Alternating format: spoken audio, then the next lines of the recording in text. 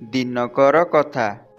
ଆରେ ମୋ ଗଛରେ ପ୍ରତିବର୍ଷ ଏତେ ସାରା ଫଳ ଫଳେ, କିନ୍ତୁ ସବୁ ଫଳ ଖଟା ଅଟେ।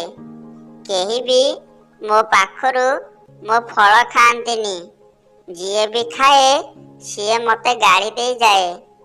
ମୁଁ କ'ଣ ଜାଣିଶୁଣି ମୋ ଫଳକୁ ଖଟା କରୁଛି? ଏକଥା କେହି ବି କ'ଣ ବୁଝନ୍ତିନି। ଓଲଟା ମୋତେ ଅପମାନ କରି ଚାଲି ଯାଆନ୍ତି। ଏକଥା ଶୁଣିଲେ ମୋତେ ଭାରି କଷ୍ଟ ହୁଏ। ହେ ଭଗବାନ, ମୋର ଗୋଟିଏ ମାତ୍ର ଇଚ୍ଛା, ମୋର ସବୁ ଫଳ ମିଠା ହେଇଯାଉ। ମୋର କିନ୍ତୁ ସବୁ ଫଳ ମିଠା। ପ୍ରତିବର୍ଷ ମୋ ଗଛରେ ଅନେକ ଫଳ ଫଳେ, ଆଉ ଲୋକ ମୋତେ ପସନ୍ଦ ବି କରନ୍ତି। ସେଥିପାଇଁ ତ ମୁଁ ଏତେ ସୁନ୍ଦର। ଆଉ ସବୁ ଚଢ଼େଇ ମଧ୍ୟ ମୋ ଫଳ ଖାଇବା ପାଇଁ ମୋର ପ୍ରଶଂସା କରନ୍ତି। ମୋ ପ୍ରଶଂସା ଶୁଣି ଭାରି ଭଲ ଲାଗେ। ସେଥିପାଇଁ ମୁଁ ଚାହୁଁଛି ମୋ ସବୁ ଫଳ ସୁନା ପାଲଟି ଯାଉ, ଯେମିତି ଚଢ଼େଇମାନେ ଖୁସି ହୋଇ ମୋର ଆଉ ବେଶୀ ପ୍ରଶଂସା କରିବେ। ମା ମା, ଆମ ଘର ତ ଭାଙ୍ଗିଗଲା। ରାତିରେ ଯୋଉ ଶୀତ ପଡୁଛି, ଆମେ ଘରେ କେମିତି ରହିବା? ଆରେ ମା କୁନି, ତୁ ଜମା ବ୍ୟସ୍ତ ହନା। ରାତି ହେବା ଆଗରୁ ମୁଁ କିଛି ଗୋଟେ ବ୍ୟବସ୍ଥା କରୁଛି। ଏମିତି କହି ମା ଚଢ଼େଇ ଜଙ୍ଗଲ ଭିତରକୁ ଗଲା। କିଛି ଦୂର ଗଲା ପରେ ସେ ଦୁଇଟି ଆମ୍ବ ଗଛକୁ ଦେଖିଲା। ଆରେ ବା, ଏଠି ତ ଦୁଇଟା ଆମ୍ବ ଗଛ ଅଛି। ମୁଁ ଯଦି ଏଠାରୁ କିଛି ଆମ୍ବ ପତ୍ର ନେଇଯାଆନ୍ତି, ସନ୍ଧ୍ୟା ସୁଦ୍ଧା ମୋର ଗୋଟିଏ ଘର କରିଦିଅନ୍ତି। ତାପରେ ମା ଚଢ଼େଇ ମିଠା ଆମ୍ବ ପାଖକୁ ଗଲା ଆଉ ତାକୁ କିଛି ଡାଳପତ୍ର ମାଗିଲା। କିନ୍ତୁ ସେ ଆମ୍ବ ଗଛ ଖୁବ୍ ରାଗିଗଲା। ନା ଚଢ଼େଇ, ମୁଁ ତତେ ମୋ ପତ୍ର ଦେବିନି। ତୁ ମୋଠୁ ଡାଳ ନେଲେ ମୋ ମିଠା ଝଡ଼ିଯିବ।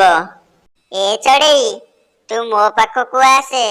ମୋଠୁ କିଛି ଆମ୍ବ ଓ ପତ୍ର ଡାଳ ନେଇଯା। ମୋ ଆମ୍ବ ସିନା ଖାଇବାକୁ ଖଟା, କିନ୍ତୁ ସେ ସବୁ ମଜବୁତ। ମୋ ଆମ୍ବ ପତ୍ରରେ ସୁନ୍ଦର ଓ ମଜବୁତ ଘର କରିପାରିବୁ। ତାପରେ ମା ଚଢ଼େଇ ସେଠାରୁ କିଛି ଆମ୍ବପତ୍ର ଓ ଡାଳ ସାଥିରେ ନେଇକି ଘରକୁ ଗଲା। ଆମ୍ବପତ୍ରରେ ସେ ଗୋଟିଏ ସୁନ୍ଦର ଘର କରିଦେଲା। ମା, ତୁମେ ଆମ୍ବ ପତ୍ରରେ ଘର ତିଆରି କରିଛ? ବାଃ, ଏ ଘରଟି ବହୁତ ସୁନ୍ଦର ହେଇଛି। ଏମିତି ସେଦିନ ବିତିଗଲା। ତାପର ଦିନ କାଉର ସ୍ତ୍ରୀ ଜଙ୍ଗଲରେ ବୁଲୁଥିଲା। ସେ ବହୁ ସମୟ ବୁଲିବା ପରେ ଖାଇବା ପାଇଲାନି। ବାଟରେ ତା ନଜର ସେ ଦୁଇଟି ଆମ୍ବ ଗଛ ଉପରେ ପଡ଼ିଲା। ଆରେ, ଏଇ ଗଛରେ ତ ବହୁତ ଆମ୍ବ ହୋଇଛି। ମୁଁ ସେପଟେ ବେକାରେ ବୁଲି ବୁଲି ହତାଶ ହେଇଗଲାଣି। ମୁଁ ଏଇଠୁ କିଛି ଫଳ ନେଇ ଘରକୁ ଯାଏ। ତାପରେ କାଉର ସ୍ତ୍ରୀ ସେ ଖଟା ଆମ୍ବ ଗଛ ପାଖକୁ ଗଲା ଆଉ ସେଠାରୁ ଗୋଟେ ଆମ୍ବ ଛିଡ଼ାଇ ଖାଇଲା। କିଛି ସମୟ ପରେ ସେ ଆମ୍ବକୁ ତଳେ ଫୋପାଡ଼ି ଦେଲା। ଛି, ତୋ ଆମ୍ବ କେତେ ଖଟା! ଏମିତି ଖଟା ମୁଁ ମୋ ଜୀବନରେ ଖାଇନଥିଲି। ଏଥିରେ ମୋର କ'ଣ ଭୁଲ ଯେ ଭଗବାନ ମୋତେ ଏମିତି ବନେଇଛନ୍ତି? ଚୁପ୍ କର। ତୋ ଆମ୍ବ ଯଦି ଖଟା ଥିଲା, ମୋତେ ଆଗରୁ କହିଥାନ୍ତୁ। ତୋ ପାଇଁ ମୋ ପାଟିଟା ଖଟା ହୋଇଗଲା। ତୁମେ ମୋ ପାଖକୁ ଆସ, ମୋ ଫଳ ଖାଅ। ମୋ ଆମ୍ବ ବହୁତ ମିଠା। ତୁ ସତ କହୁଛୁ? ଯଦି ତୁମର ବିଶ୍ୱାସ ନ ହେଉଛି, ଗୋଟେ ଆମ୍ବ ଖାଇକି ଦେଖ। ଆରେ ବା, ତୋ ଆମ୍ବ ବହୁତ ମିଠା। ମୁଁ କିଛି ଆମ୍ବ ନେଇ ଘରକୁ ଯାଏ।